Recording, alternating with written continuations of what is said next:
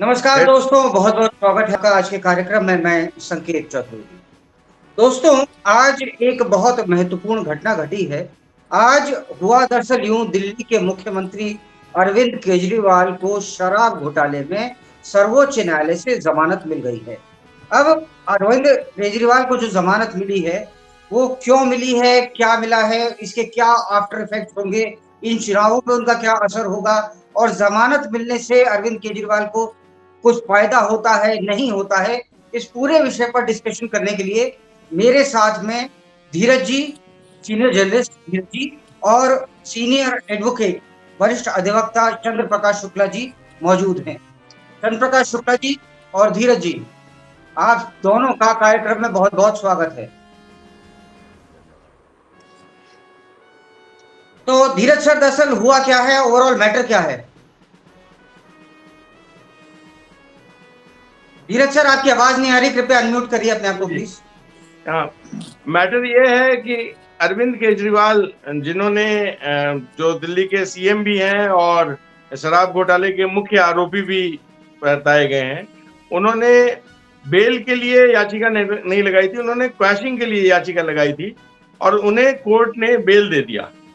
तो ये एक अजीब सा मामला है। इस बारे में ज्यादा जो मेरे ख्याल से इसका लीगल पक्ष है वो चंद्रकांत से बोल पाएंगे। इनको बेल बेल भी कई प्रकार की होती है, तो इनको इंटरिम बेल मिली, रेगुलर बेल नहीं मिली। और वो उस पर कोई मुद्दा होगा चुनाव प्रचार का, वो भी 1 जून तक के लिए मिली। 1 जून को इन्हें सरेंडर करना पड़ेगा, बेल कैंसिल हो जाएगी तो फर्दर ये आगे नहीं होती है। और बेल के लिए तो अरविंद केजरीवाल गए भी नहीं थे वहां पे सुप्रीम कोर्ट में। वो तो हाई कोर्ट के उस फैसले के विरुद्ध में गए थे जो ईडी ने उन्हें गलत गिरफ्तार किया। उस पर हाई कोर्ट ने उनको राहत नहीं दी थी, तो उसके विरोध में वो सुप्रीम कोर्ट गए थे। और सुप्रीम कोर्ट ने ज्यादा ही कुछ, जहां बेल नहीं मांगी गई वहां स्वयं से जज साहब ही कह रहे हैं कि भाई आपने बेल की एप्लीकेशन क्यों नहीं लगाई। तो सिंघवी जी ने कहा था उनके वकील की, जनाब हम तो हाईकोर्ट के फैसले के विरोध में आपके पास आए हैं कि ये गिरफ्तारी ही वैध नहीं है ईडी द्वारा। और उसके बाद आज अंतरिम जमानत भी मिल गई। कुछ बहुत इतिहास में शायद पहली घटना होगी इस प्रकार की कि बेल ना मांगी। तो ये अंतरिम जमानत है जो इस पूरे महीने तक है। अगले महीने की 1 तारीख को इनको सरेंडर करना पड़ेगा अगर ये इंटरिम बेल कंटिन्यू नहीं होती है तो। और किसी एक विशेष कारण के लिए इंटरिम बेल दी जाती है। वो कारण किस पे है, बॉर्डर आने पे पता लगेगा क्यों दी गई है। इससे मुकदमे के रिजल्ट पे बेल का कभी कोई प्रभाव नहीं पड़ता। उस पर लिखा रहता है, लास्ट में जजेस लिखते हैं अक्सर कि ये जो है, जो हमने इसमें अपने विचार व्यक्त किए हैं, ये इसका मुकदमे के ट्रायल से कोई लेना देना नहीं है और उसका कोई पार्ट ये नहीं समझा जाएगा। ये केवल बेल एप्लीकेशन के लिए सारा कुछ आर्गुमेंट है। जैसा कि ईडी ने भी कहा था कि अभी 5 साल में 130 से ज्यादा चुनाव हो चुके हैं, तो इस तरह तो मतलब चुनाव तो रेगुलर प्रक्रिया है। तो हर नेता या हर कोई जो राजनीतिज्ञ है, अगर किसी घोटाले में या किसी दूसरे क्राइम में फंसता है तो वो तो चुनाव के समय अपना इंटरिम बेल मांग सकता है, अगर इस तरह से एक नजीर सेट हो जाएगी। बिल्कुल बिल्कुल, आप सही कह रहे हैं। जैसे लालू यादव के खिलाफ ही 32.5 साल की सजा अभी तक भिन्न भिन्न मुकदमों में हो चुकी है और चुनाव का टाइम वो भी बाहर है।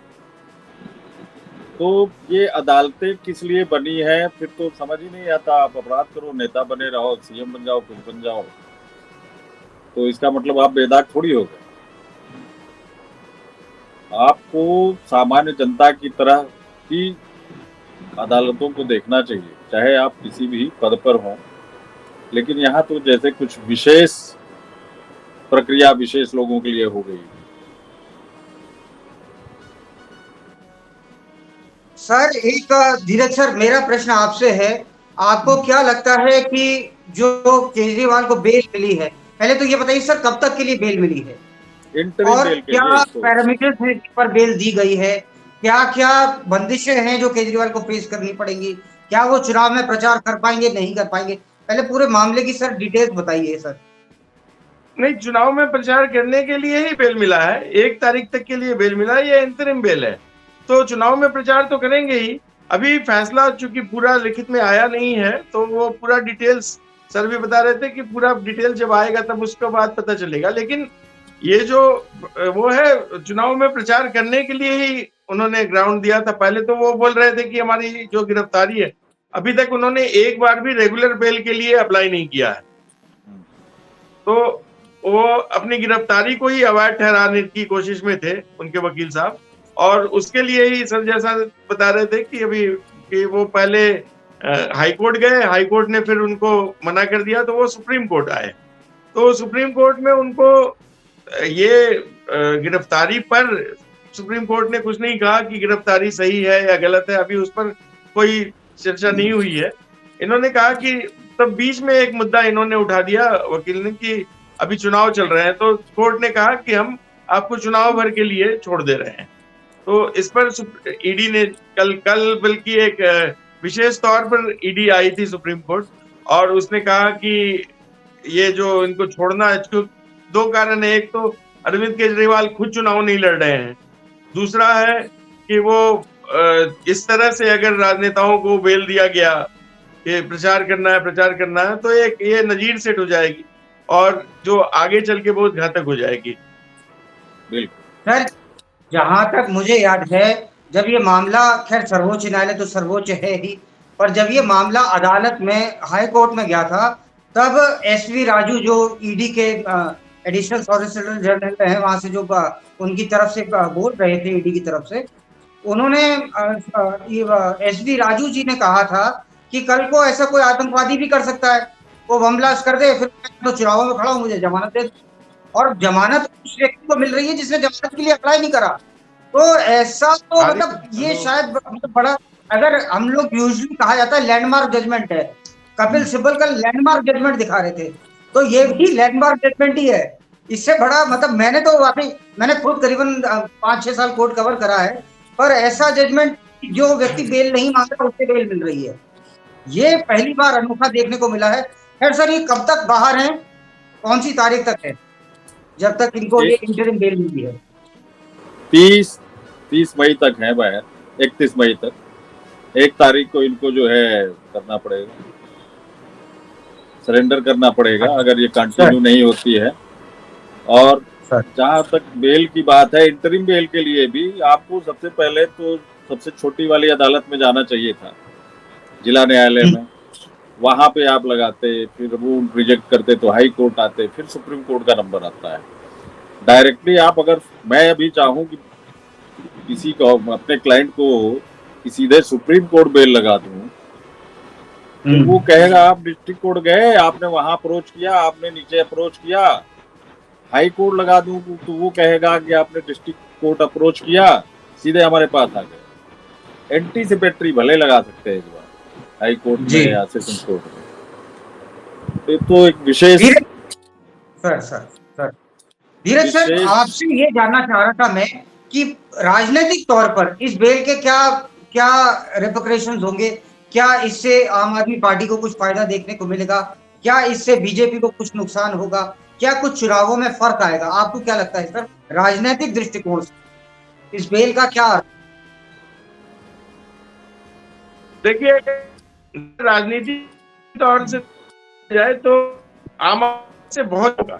आम आदमी जैसा कि हर एक बात को बदल बदल के पेश करती रही है, तो इस बार भी वो अपने अंतरिम बेल को वो रेगुलर बेल की तरह प्रचारित करेगी और बोलेगी कि हमारा जो कैंडिडेट है उसमें मतलब जबरदस्ती किया था, इसलिए इनको जमानत मिल गया। तो ये विक्टिम कार्ड अब नहीं खेल पाएंगे। मुझे लगता है कोर्ट ने इसी को ऑब्जर्व किया है और इसी कारण से उन्होंने कहा कि चलो इनको खुली छूट दे दो, ताकि बाहर जाकर अपने जितने घोड़े खोल सकते हैं वो खोलें। मुझे जो लग रहा है। नहीं, आप सही कह रहे हैं।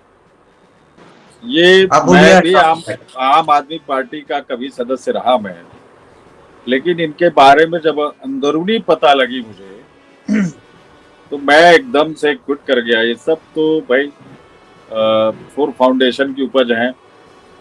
मेरे कई मित्र जो अच्छे अच्छे अधिकारी भी हैं, उन्होंने कहा कि भाई हम भी ज्वाइन करेंगे। शुक्ला जी आप देखो वहाँ पे क्या चल रहा है। मैं काफी अंदर तक गया तो पता लगा रे भाई कि तो कांग्रेस की भी टीम है, जो भी है। तो इनके जो अंदर अंदर आप देखेंगे जितने भी अच्छे लोग थे, धीरे धीरे धीरे धीरे सब छोड़ते चले गए। उसमें कुछ है नहीं उनके यहाँ। आप भारत के विरोध में बोलते हो, भारत विरोधी कार्य करते हो, उन्हीं लोगों को प्रश्रय मिलता है। और जो राष्ट्रभक्त होता है, जो देशभक्त होता है, जो इसको भगवान के प्रति भी कुछ होता है, ईश्वर के प्रति, तो वो छोड़ देता है, ऐसी जगह रहना नहीं चाहता। तो मैंने भी पार्टी छोड़ दी जब इनका सच्चाई पता लगी, वास्तविकता पता लगी कि यहाँ पे हर चीज शतरंज की चाल की तरह है इस पार्टी। आपने देखा होगा आतिशी ने इशारा करके पार्षदों से जो है वहां पिटाई करवाई थी विधान भवन के सामने, पूरा कैमरे में सारा कुछ था। तो इनका तो ऐसे ही चलता है, गोटियां फेंको, उसमें लोगों को फंसाओ, फिर आगे बोलो कि अरे जी हमारा तो विक्टिम कार्ड।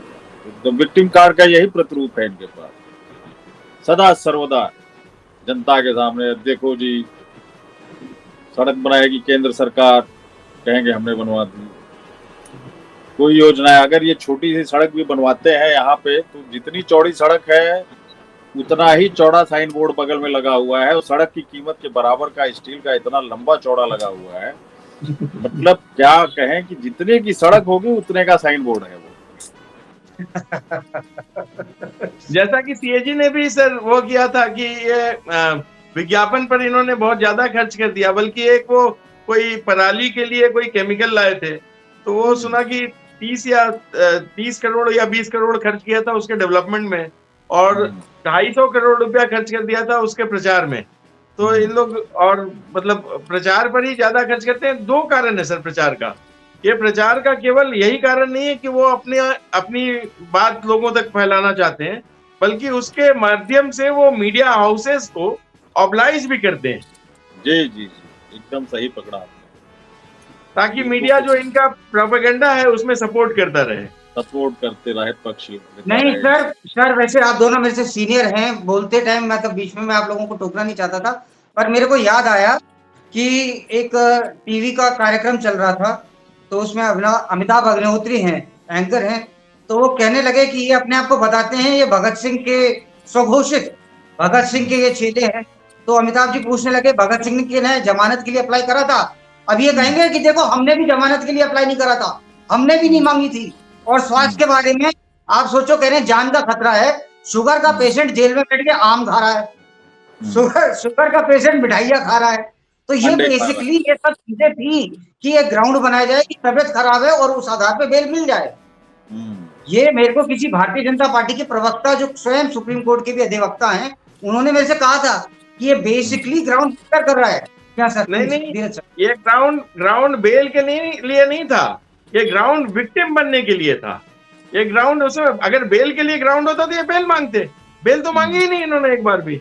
ये तो विक्टिम बनाने के लिए कि नहीं जीव जान मार देंगे, जनता को दिखाने के लिए शोशेबाजी। और सर एक चीज और बताऊं, एक जगह मैंने और पढ़ा था कि ये अंदर गए थे तो इन्होंने कहा था मुझे भगवत गीता चाहिए और रामायण पढ़नी है, और बाहर थे तो बाहर मौलवियों को तनख्वाह बांटते फिर रहे थे। बाहर थे ये कहते मैं तो उधर राम मंदिर नहीं जाऊंगा, मेरी नानी मना करती है। वो बाद में नानी कहने लगी झूठ बोलना ससुरा, सुबह बचपन से ही झूठ बोलता आया है। अरे उनसे क्या नाम है, अन्ना हजारे से भी झूठ बोल के ही आया है। तो यार ऐसे आदमी पे पता नहीं जज साहब ने कैसे भरोसा कर लिया, या जो भी उनका मतलब कुछ रिस्ट्रिक्शंस रही होंगी, तो यूं ही तो जमानत नहीं मिल जाती है। और जो भी ठीक है इनके बारे में तो कुछ भी बोल सकते हैं। कहानियां हैं। एक वाकई में कमिश्नर थी, तो नाम नहीं लूंगा उनका मैं, तो वो उन्होंने बीच उसमें वो प्रॉपर वाली कमिश्नर थी, डीएम के बाद कमिश्नर बनी, तो इस्तीफा दे करके और 5 मध्य प्रदेश के 5 जिलों को गोद लेकर के आदिवासियों के उनके बीच में सेवा भाव करके अपना उन्होंने एक संगठन बनाया, एनजीओ बनाया और खूब सेवा करती थी उनकी बड़ी टीम थी, वकीलों की भी थी उसमें। तो इसीलिए मैं भी जानता हूँ, चूंकि वकील भी थे उसमें।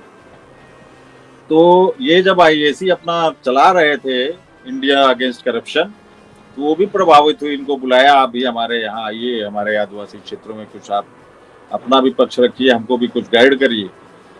ये वहां गए तो उन 3 दिन का प्रोग्राम था, तीनों दिन में भिन्न भिन्न जगह पे इनका उन लोगों ने प्रोग्राम कराया। तो उन आदिवासियों से ये चंदा मांग रहे हैं और केवल अपनी पार्टी की बात कर रहे हैं, कोई और उनको जागरूक होने की, कुछ उनके बारे में और अच्छा सोचने की, वो सब कोई काम नहीं। तो उन तीनों दिन में इनकी पूरी टीम और उन्होंने, मैम जो थी कलेक्टर भूतपूर्व, उन्होंने कहा ये आदमी तो बड़ा धूर्त है, इसको जिस आशा के साथ हम लोगों ने बुलाया था तो उसका उल्टा है, हम उन्हीं आदिवासियों से पैसे मांग रहा है जिनको हम लोग पैसे बांटते और केवल अपनी बात कर रहा है। तो इन्होंने चलते चलते जब विदा करते तो कहा, केजरीवाल जी अब आपको हम लोग कभी बुलाएंगे नहीं, आपको जो समझा था आप तो उसके एकदम उल्टे निकले और आप उन्हीं आदिवासियों। तो ये कहते हैं कि आपने किस लिए अपना एनजीओ बनाया? हम तो आपकी सेवा करने के लिए बनाया है, हम देख नहीं रहे आप 3 दिन थे हमारे साथ। कह नहीं, हमें तो कुर्सी चाहिए, खुले आम कुर्सी चाहिए, मैंने मुझे ये सेवा होगा कुछ नहीं करना। वो पूरी अपनी टीम लेके चुनाव के पहले वकीलों की, हाई कोर्ट और सुप्रीम कोर्ट में हम जैसे वकीलों को जागरूक कर रहे थे, भैया आपके बीच जनता बहुत आती है, दिल्ली की जनता को कह दो इसको वोट ना दे, ये बहादुर है, महाकपटी है, ये बर्बाद कर देगा। इस पर एक बात मुझे याद आ गई, जो इनके गुरुजी हैं, अरविंद केजरीवाल के गुरुजी अन्ना हजारे, उन पर जीआर खैरनार, वहां एक म्युनिसिपल कमिश्नर हुआ करते थे मुंबई में, जी। उन्होंने खुलासा किया था कि उसको वो साथ लेके जाते थे और बोलते थे कि चलो हम लोग विटामिन मिला हुआ पानी पी पी के रहेंगे और अनशन करेंगे। जीआर खैरनार ने ऑन रिकॉर्ड कहा था ये, और उस समय बहुत वायरल हुआ था कि उन्होंने अन्ना हजारे का जो राज खोला था कि अन्ना हजारे जो वो करते थे अपना जो सारा कुछ जो इस तरह का सेवा करते थे, वो भी इसीलिए करते थे कि उनके पास म्युनिसिपल कॉर्पोरेशन की गाड़ियां आ जाए, वो मिल जाए, ड्राइवर आ जाते थे, माली आ जाते थे, सारे सरकारी महकमे के लोग आ जाते थे और उनकी सेवा करते थे। तो कुर्सी से एक तरह की कुर्सी उनको भी चाहिए होती थी, और बाद में आपने देखा ही था कि उनका राजनीतिक महत्व ये क्या था, महत्वाकांक्षा। सर चलते चलते अब चूंकि समय भी पूर्ण हो रहा है और कहीं ना कहीं विराम अब देने की इजाजत मैं जनता से मांगूंगा। मैं पर एक बात और बताना चाहता हूं, वो प्रश्न के साथ समाप्त करूंगा। शुक्ला सर, मान लीजिए एक व्यक्ति की तबीयत खराब है, तिहाड़ जेल में तबीयत खराब हो रही है, तो उसका तबीयत खराब होने का, जो तबीयत खराब हो रही है वो मुख्यमंत्री कार्यालय बताता है या तिहाड़ जेल का जो प्रशासन है वो बताएगा? प्रशासन बताएगा। तो वही था ना, इनका मेडिकल बुलेटिन की इनका बीपी बढ़ गया। ये कट्टर ईमानदार जो ये कहते हैं कि मेरा नाम तो छाती पर हरिश्चंद्र जी भी घुटवा करके घूमते थे, तो ये कट्टर ईमानदार इनका मेडिकल बुलेटिन सीएमओ से निकालता था। और इतना ईमानदार आदमी है, इसने कहा जो भी हो पहले रिजाइन दो, उसके बाद में कुछ होगा। लेकिन अगले ने कभी खुद रिजाइन नहीं दिया, उल्टा इनको लगा कि जैसे होता है ना सर, मन में लड्डू फूटा, तो आतिशी और सौरभ भारद्वाज के मन में लड्डू फूटा था। तो केजरीवाल जी ने सबसे पहले फाइट से करवाया, वहीं पे जाके वो कुर्सी बेल के कारण इतनी सारी जो बेल के कारण जो इन्हीं यही जो परमिटेशन कॉम्बिनेशन था, इस पर विराम लगेगा। मुझे जो लगता है कोर्ट ने यही सब देखते हुए बेल दिया कि कम से कम बाहर निकले तो अपना सिर फुटबॉल कर ले, और जो कुछ भी मतलब जो विक्टिम वाला गेम अभी तक खेल रहे थे वो नहीं खेल पाए। सर, एक बात मैं अपनी कंप्लीट कर लूं सर बस। उन्होंने करा क्या, जब इन्होंने देखा कि लोग बाग आ रहे हैं और ये मतलब ये खुश हो रहे हैं, आतिशी जी हो गई जो खुश हो रही हैं या सौरभ भारद्वाज, तो केजरीवाल जी ने अंदर जेल में रहते रहते कहते कि हाँ मुझसे मिलने के लिए आते थे, लिक्विड स्कैम वाले जो लोग थे आते थे मुझसे मिलने, मगर पैसे की लेन देन की सारी बातचीत इनसे होती थी। तो जितने मन में लड्डू फूट रहे थे वो अपने आप बंद हो गए। जो पंजाब में बैठे तो देखा भैया मैं यही खुश हूँ। और आप सोचो कैसा कट्टर ईमानदार आदमी है, पतवंत सिंह पन्नू, जो कि वो सिख फॉर जस्टिस आतंकवादी है, वो कह रहा है मेरे पैसे खा गया। अरे भाई, जो आदमी आतंकवादी के पैसे खा गया, मतलब आप सोचो, आतंकवादी के पैसे तो शुक्ला जी भी नहीं खा पाएंगे, वरिष्ठ वकील होते, मैं और आप पत्रकार होते नहीं खा पाएंगे। भैया ले जाए तू वापस। खा रहे हैं लोग, खा रहे हैं आतंकवादियों के पैसे, लोग खा रहे हैं, ऐसा नहीं, पत्रकार तो कम से कम बहुत खा रहे हैं। सही कह रहे हो आप। हर जगह हर तरह के लोग हैं। चलिए, ये था आज का कार्यक्रम। उम्मीद है आपको अच्छा लगा होगा, पसंद आया होगा, आपके लिए ज्ञानप्रद भी रहा होगा। तो दोस्तों, ये था किस्सा केजरीवाल। अब केजरीवाल जी के सहयोगी जैसा आतिशी जी और संजय सिंह वगैरह, ये लोग अमूमन पब्लिक में और प्रेस में आकर के बयान देते थे कि मोदी उनसे डर गए हैं। तो देखते हैं कि कितनी उठापटक केजरीवाल मचा पाते हैं और क्या तूफान ला करके दिखा पाते हैं। वक्त है, वक्त बताएगा कि कौन व्यक्ति क्या करके दिखा पाता है। लेकिन हाँ, अब वक्त जो है ना, वो क्रिया का है। अब वक्त डायलॉग बाजियों से ऊपर निकल गया, अब डायलॉग बाजियों का कोई समय नहीं। तो ये था आज का कार्यक्रम। बहुत बहुत धन्यवाद आप सबका देखने के लिए। अगर आपको अच्छा लगा और आपने यहाँ तक देखा तो कृपया सब्सक्राइब जरूर कीजिएगा। धन्यवाद।